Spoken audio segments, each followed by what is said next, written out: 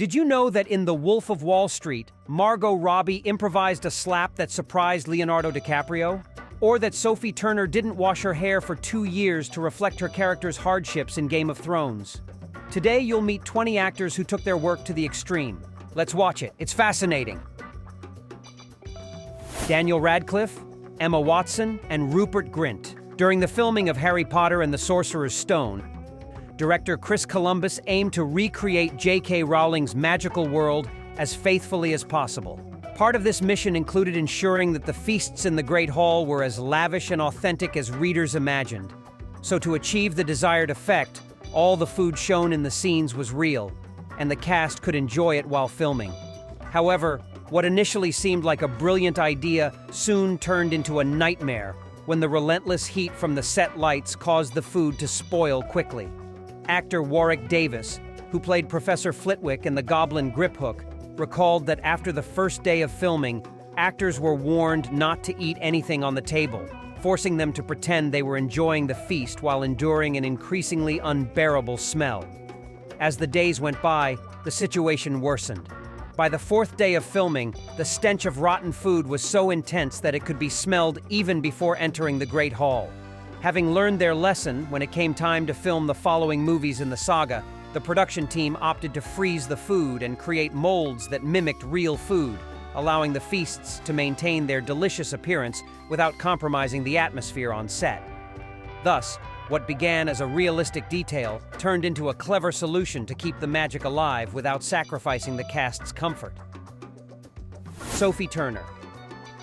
Throughout the first 5 seasons of Game of Thrones, actress Sophie Turner enjoyed a privilege that her male co-stars envied. She could keep her hair clean and shiny. Since her character was a young aristocrat, she had to reflect elegance and status, which justified a flawless look at all times. Meanwhile, her co-stars were forced to stop washing their hair to capture the authenticity of the harsh life in Westeros. Everything changed toward the end of the 5th season when the situation drastically shifted. As Sansa Stark faced increasingly difficult trials, producers asked Sophie to stop washing her hair to show in her appearance the hardships her character was enduring. What followed was a true test of endurance, as the greasy hair caused constant itching, and in scenes with artificial snow, it stuck uncomfortably to her hair. The sacrifice reached its peak when attempts to restore Sophie's natural blonde color resulted in severe and irreversible damage to her hair. By the end of the series, producers agreed to let her wear a wig, but those 2 years of living with unwashed hair were a harsh test of what it means to be an actor committed to their role and how far they are willing to go to reflect greater authenticity. Lady Gaga. House of Gucci is a film that not only explores betrayal and unchecked ambition within one of the world's most iconic fashion dynasties, but also serves as a testament to Lady Gaga's impressive acting commitment. Portraying Patrizia Reggiani, the woman who orchestrates the murder of her husband, Maurizio Gucci, the singer-turned-actress immersed herself deeply in her role, needing 9 long months to learn how to speak with an Italian accent. Tend to be happy on a bicycle. That's for sure. I don't consider myself to be a particularly ethical person. This effort turned her into a living portrait of Reggiani. From her humble beginnings as a secretary in her father's small company to her ruthless struggle for control of the Gucci empire. To solidify her identity as a power-hungry woman, Gaga dyed her hair brown and even stated that it was impossible for her to live as Patrizia while remaining blonde. Additionally, her ability to adjust her accent depending on the context and who was in front of her character is another example of her dedication. In several crucial scenes, Patrizia adopts an upper-class tone, especially when trying to impress the powerful Gucci family. But as soon as her character gets angry, she reveals her darker, colder side. While filming wrapped in May 2021, the impact of this role lingered for the actress, as in several promotional events afterward, including the premiere in November of the same year. A hint of the Italian accent could still be heard, especially when she pronounced her character's name with unsettling perfection. Margot Robbie. Margot Robbie is an actress known for pushing her work to the limit, always seeking to bring authenticity and strength to each of her characters. A clear example is her role in The Wolf of Wall Street. In an iconic scene with Leonardo DiCaprio, Margot had to confront his character Jordan, as portrayed by DiCaprio. The script only called for her to shout at him. However, Robbie decided to take the scene to the extreme. In the heat of the moment, she improvised and slapped DiCaprio so hard that it echoed across the set. The blow left everyone in shock, including DiCaprio himself, who was astonished by the intensity of her reaction. Immediately, Margot thought she had ruined her career. "Oh my God, I'm going to get arrested," she thought, fearing the production would fire her, or that she could even face legal issues for hitting one of the biggest stars in the industry. But, to her surprise, the set erupted in applause. DiCaprio, visibly impressed, praised her bravery, and director Martin Scorsese decided to include the scene in the film, stating that the intensity and authenticity Robbie brought were perfect for the moment. Another instance showcasing her commitment occurred during the filming of I, Tonya, where she portrayed the famous figure skater Tonya Harding. Although she had never skated before, Margot underwent 5 months of intensive ice training, practicing up to 4 hours a day, 5 days a week. While the more complex moves, like the triple axel, were performed by doubles and special effects, Robbie strove to master the art of skating, even suffering several injuries in the process. Finally, in Barbie, she not only played the world's most famous doll, but also produced the film. Margot attended to every detail, ensuring the project was visually striking and culturally relevant. Her commitment and willingness to push beyond physical and mental limits have solidified her as one of the most versatile and dedicated actresses of her generation. Emilia Clarke. One of the most shocking moments in the first season of Game of Thrones is undoubtedly when Daenerys Targaryen devours a raw horse heart as part of a ceremony to announce her pregnancy. While she initially felt relieved to learn she wouldn't have to consume a real horse heart, that feeling of relief was very short-lived. To give a good degree of realism, the production created a replica of the heart using the same material used to make gummy bears. While this alternative might seem less intimidating, during the days they filmed the scene, Emilia was forced to consume 28 of those gummy hearts. The viscous texture and the enormous amount of fake blood made each bite a torture, and she ended up vomiting frequently between takes, which led the crew to always have a bucket ready for her. According to co-director D.B. Weiss, watching Emilia devour 28 gummy hearts turned out to be as horrific as if they had used a real horse heart. But at least the scene served to showcase Daenerys' complexity and strength, which quickly made her a fan favorite. Jared Leto. At this point, it's almost impossible not to have heard about the crazy antics this star carried out on the set of Suicide Squad while preparing to play the Joker.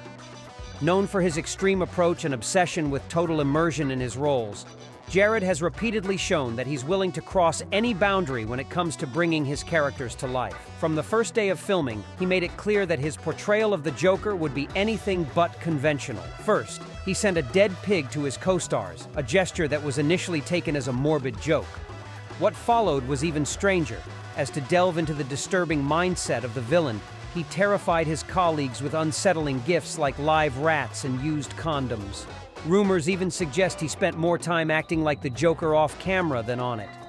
For his part, Will Smith confessed that during the 6 months of filming, he never had a real conversation with Jared, primarily because his immersion in the character prevented him from being himself again. Meanwhile, Margot Robbie received a live mouse as a gift, a present she initially found disgusting but eventually accepted as part of her co-star's erratic behavior. Despite his undeniable efforts to embody the Joker, the on-screen result didn't have the expected impact. Instead of becoming an iconic portrayal, his version of the clown Prince of Crime was harshly criticized and is considered by many fans to be one of the most disappointing in film history.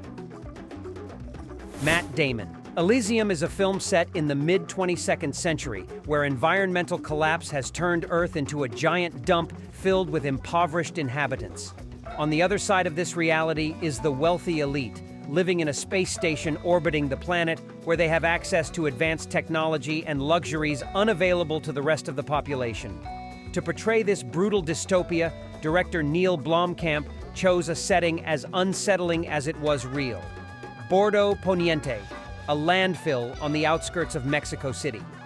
This massive sea of trash provided the perfect backdrop for the action scenes, and also presented an extreme sensory challenge for the cast, led by Matt Damon. The nauseating stench of waste, mixed with a dense layer of feces, turned each take into a test of endurance, nearly causing the entire production team to quit. Not long after the premiere of Elysium, the lead star confessed that every day at work, he prayed for the filming to end as quickly as possible, while the landfill, with its repugnant air and oppressive atmosphere, intensified the rawness and despair of a film that illustrates the chasm between two sides of society. Sylvester Stallone. The filming of Rocky IV had the Italian-American boxer's interpreter stepping into the role of director with one goal: to take realism to a level much higher than that seen in the previous films of the saga. The best way to achieve this was to eliminate choreography in the fight scenes, so he asked his co-star Dolph Lundgren to hit him for real during the epic fight between Rocky Balboa and the imposing Soviet boxer Ivan Drago. This request was not minor, considering that Lundgren, at nearly 2 meters tall and weighing 110 kilos of pure muscle, with a black belt in karate, had the capability to inflict serious harm. The catastrophic result was evident when a punch thrown by the Swedish actor struck Stallone in the ribs with such force that it pushed his heart against his rib cage.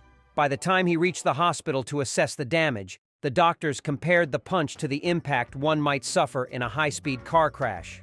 What followed was even more dramatic, as the actor portraying Rocky spent 9 days in the intensive care unit with his life hanging by a thread. The seriousness of his condition became more apparent when nuns arrived to pray for him in the hospital, and it was at that moment that he thought he might not make it out alive. Despite this terrifying incident, Stallone made a full recovery and even remains good friends with Dolph Lundgren, with whom he shared scenes again in the Expendables saga, which brings together the major action stars of the 80s and 90s.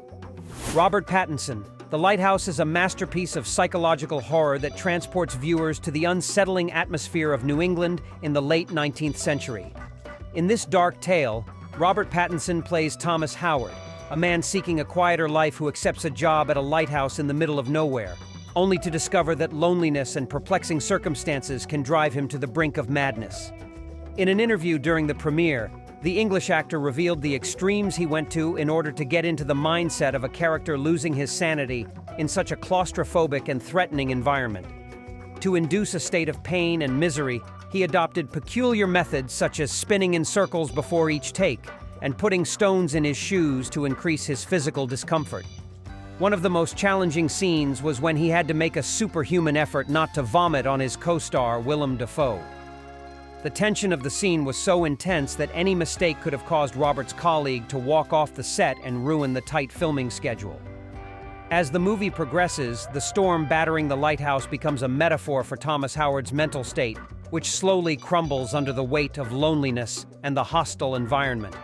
The same could be said for Pattinson, who, by immersing himself in his acting method, underwent a disturbing transformation.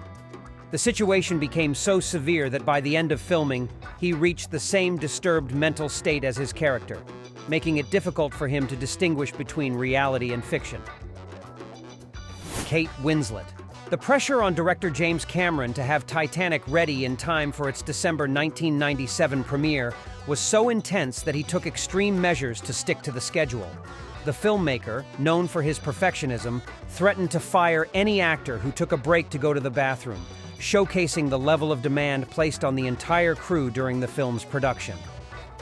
Amid this tense atmosphere, Kate Winslet had to make extreme decisions. To date, she is the only actress who admitted to having urinated in the pool where they filmed the sinking scenes. But she clarifies that she didn't do it just out of fear of losing her job, but also because the process of redoing her makeup and adjusting her wardrobe would have caused significant delays in filming. However, this was not the only thing Kate had to endure, as the coldness of the water was another brutal challenge.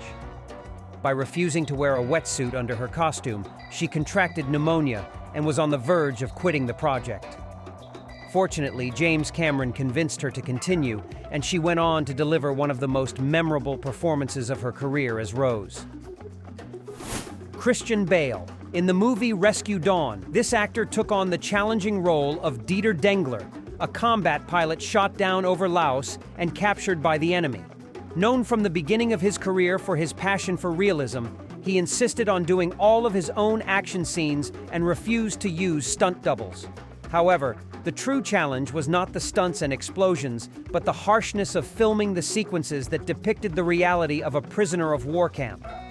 To capture the desperation of the soldiers who would do anything to survive, Bale went beyond what one could imagine.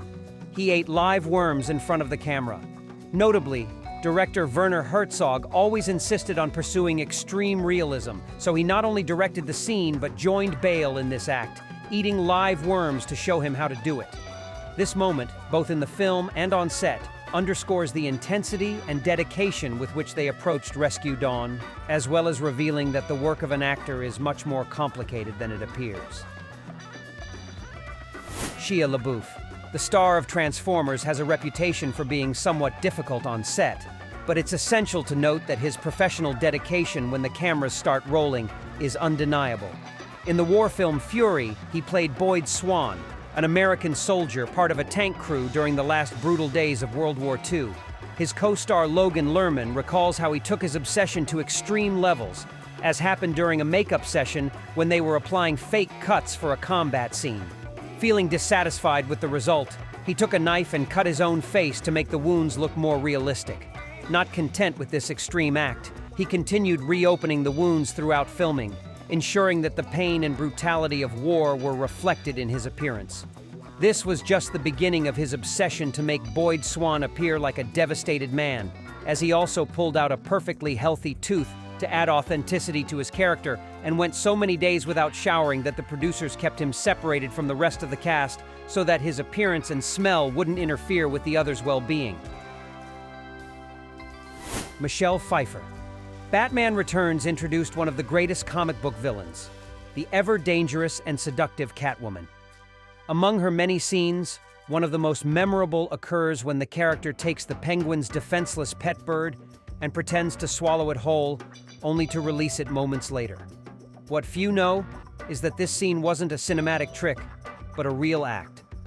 According to director Tim Burton, he was aware of the limitations of computer-generated graphics at the time, so he decided that the scene would have a greater impact if Michelle used a real bird. During those tense 4 to 5 seconds, she held the live bird in her mouth, creating a moment that was as visceral as it was unforgettable. Years later, the actress playing Catwoman admitted that the decision was pure madness and acknowledged the real danger of contracting a disease, or worse, accidentally swallowing the bird. Daniel Stern. In the holiday classic Home Alone, one of the most unforgettable and electrifying scenes occurs when Kevin escapes from the menacing wet bandits with a trick that is as unexpected as it is terrifying. In that tension-filled moment, Macaulay Culkin's character places his brother Buzz's huge tarantula on Marv, one of the bumbling thieves trying to break into his home. The camera perfectly captures the moment when the bandit, played by Daniel Stern, discovers the creepy spider on his face. But what the audience doesn't know is that the horror seen in the actor's eyes is entirely genuine. No one informed him that they would be using a real tarantula, so his blood-curdling scream is as authentic as it is unforgettable. After the scene wrapped, he was told that the tarantula was named Barry, a spider trained to act in films, because the precision required for the sequence made it impossible to use a prop spider. Therefore, this moment went down in history as one of the funniest in Home Alone, despite the fact that Daniel Stern lived through a real nightmare during filming. Anne Hathaway. One of the most powerful moments in Les Miserables occurs when Fantine sings "I Dreamed a Dream." In this scene, the character dives into a painful reflection on the hopes and dreams she once had, while her voice resonates with a deep and haunting longing. To exemplify the rawness and authenticity of Fantine's misery, the production team created a truly nauseating environment, surrounding the actress with decomposing fish and rotting seaweed that emitted an unbearable stench under the relentless heat of the filming lights. For this reason, each note of her emotional performance intertwined with the putrid air, turning the act of singing into a test of both emotional and physical endurance. Despite the sacrifice of enduring a repugnant setting, Anne Hathaway delivered a performance so moving and authentic that it earned her universal recognition when she was awarded the Oscar, the Golden Globe, the BAFTA, and the Screen Actors Guild Award for Best Supporting Actress. Ashton Kutcher.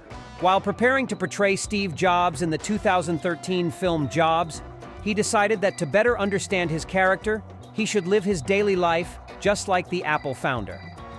The main thing was to adopt the same raw fruit and vegetable diet that the visionary followed. But this commitment pushed him to a physical breaking point, leading to hospitalization on 2 occasions. This is because Jobs' peculiar eating habits often meant he consumed only a single type of fruit or vegetable for weeks before stopping for prolonged fasts. Even after being diagnosed with cancer, he continued with this strict diet, convinced that its benefits would help him. This meant that for several days, Ashton only drank carrot juice or ate grapes, excluding other foods that provided essential carbohydrates and proteins. Unfortunately, this approach had serious consequences.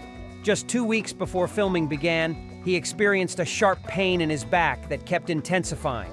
Concerned for his health, he went to the hospital where he was diagnosed with pancreatitis, an inflammation of the pancreas that, if not treated in time, can lead to serious complications, including kidney failure and infections.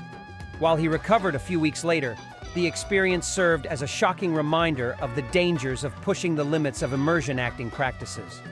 Although his dedication to the role was undeniable, his health was at risk, exposing the countless dangers that can arise when crossing the line between character preparation and personal well-being. Renee Zellweger. This award-winning star returned to the heights of cinema with Judy, a biographical film that offers an intimate look at the final years of the legendary actress and singer, Judy Garland. During that dark period of her life, she struggled with issues like addiction and depression while dealing with serious financial problems, all while trying to raise her children and maintain a residence in London shortly before her tragic death. To transform into the icon of Hollywood's golden age, Zellweger took an almost obsessive approach. Every day for 2 hours, she underwent a meticulous process of makeup, prosthetics, and wigs to physically resemble Garland and capture her fragility in her last moments. According to Jeremy Woodhead, the makeup artist in charge of the production, his work involved designing a nose prosthesis and dental retainers that not only altered the shape of her teeth to match Garland's, but also changed the way her jaw settled. This presented an additional challenge for Renee, who, despite her singing experience, had to overcome the difficulty of doing so with the retainers that interfered with her natural speech. Additionally, her blue eyes were covered with brown contact lenses. She wore false eyelashes and had bags and folds under her eyes, along with eyeliner that gave her a dramatic look. Finally, shading around her jawline suggested the sagging of her face, portraying an old star worn down by time and circumstances. The result was a performance that brought Judy Garland back to life during the 118 minutes of the film and justly earned her the Golden Globe and the Oscar for Best Actress. Gary Oldman. Darkest Hour begins in May 1940, during one of the most critical moments in modern history when Winston Churchill assumes the role of Prime Minister of Great Britain. With German forces advancing relentlessly and the shadow of an imminent invasion looming over the UK, Churchill faces the greatest leadership test imaginable. Bringing this story to the screen was no easy task, as Gary Oldman arrived at the studio 3 hours before filming, began to undergo a transformation that made him an exact image of the politician. To achieve the closest resemblance possible, he received prosthetics for his nose, cheeks, neck, and shoulders. Then a plastic piece behind his ear altered his natural shape, followed by a wig on his head and a bulky suit that gave him the Prime Minister's corpulent appearance. This was just the beginning of the challenge of portraying a historical figure, as during the 48 days of production, Oldman smoked more than 400 cigars worth £20,000 in his effort to capture Churchill's personality.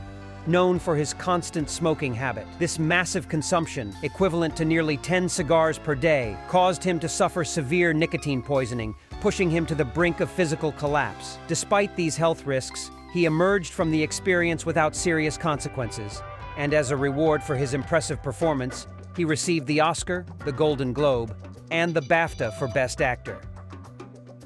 The cast of Night of the Living Dead. Director George Romero revolutionized horror cinema with Night of the Living Dead, a film that forever redefined the zombie genre.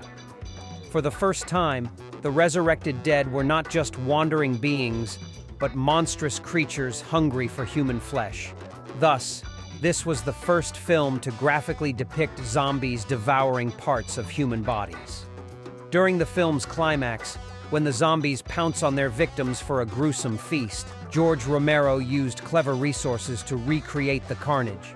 Pig intestines, ham covered in chocolate syrup, and mannequins coated with glue were the elements that brought the horrifying scenes to life. The actors, in their commitment to realism, had to simulate devouring this disgusting feast, and some, driven by passion and the desire for authenticity, actually swallowed each bite to immerse themselves in the experience of portraying the monsters that created the zombie genre as we know it today. Jamie Foxx. 20 years ago, he was an actor known for his roles in comedies, until he made a radical shift in his career by taking on the challenge of portraying Ray Charles in the biographical film that depicts the life and career of the singer and pianist. At that time, the interpreter of Georgia on My Mind was still alive, which added unimaginable pressure to his audition as he had to perform in front of Charles himself. After receiving the musician's approval, he embarked on a transformation as intense as his character's own life. To capture the experience of a blind man, Jamie underwent a trial that few actors would be willing to face. He taped his eyes shut for 14 hours a day for the duration of filming. The constant darkness triggered panic attacks, but he did not let fear take control. Instead, he used it to deliver a performance so authentic that it's hard to forget. Aside from the visual challenge, he adhered to a strict low-calorie diet to shed 30 pounds and get even closer to Ray Charles's appearance in his youth. This total commitment, combined with the weight loss and the psychological challenge of blindness, culminated in a performance that paid tribute to the music legend and earned him the Oscar for Best Actor.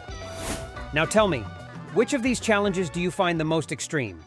Leave your opinion in the comments. Here are 2 options that you'll surely love.